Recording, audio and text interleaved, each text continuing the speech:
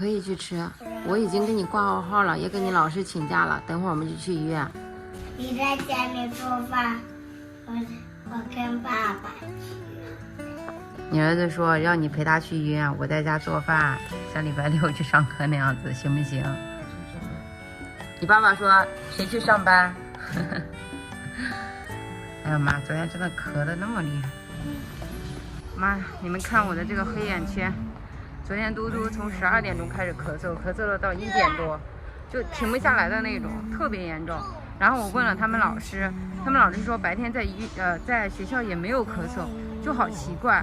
但是他昨天晚上睡觉之前稍微咳嗽了3、4声。哎呀，现在支原体肺炎那么严重，而且很多都说一开始支原体肺炎的症状就不明显嘛，就是有点咳嗽，然后医院一查就白肺啊，很严重，所以今天就给他请假，带他去医院看一下。哦呦，你慢一点，让这个小朋友戴个口罩真的是太难了。我还专门带了酒精，刚刚喷了一下，这小朋友不让喷。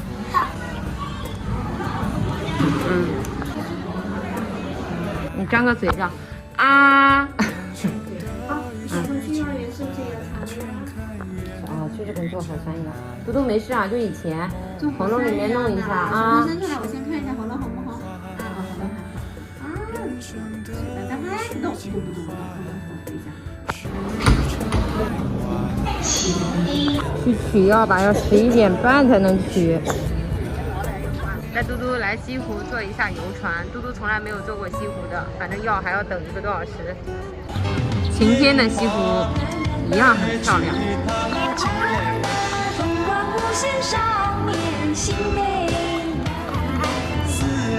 哇！他们在干嘛？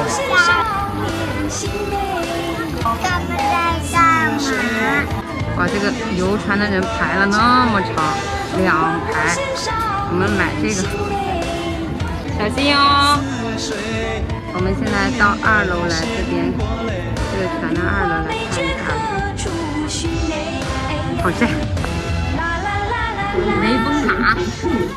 我们现在坐好船，已经11点40了，赶紧去医院去拿药。25号了。我和嘟嘟现在已经到家了，嘟嘟呢已经在午休了。今天上午呢查了一个支原体，一个血常规，还有一个过敏源，因为医生说都要排除一下，因为嘟嘟他是过敏体质嘛，医生说过敏的话也是会导致咳嗽的。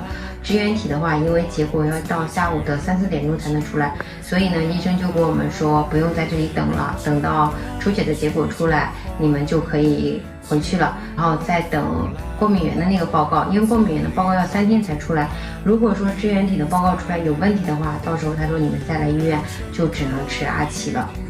不过今天我们也没有拍片子，医生呢只是看了一下喉咙，听了一下，觉得还可以，所以才怀疑会不会是过敏导致的。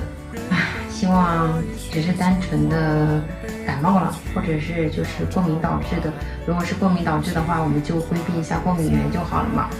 我今天带嘟嘟去的呢是省中医院，没有去儿保，也没有去市医，因为那2个医院都是爆满，所以就去了一家相对来说没有那么多人的。结果今天去了，确实人不是很多，但是就这样子的话，他们去检查支原体的那个就是药剂嘛，都已经不够了。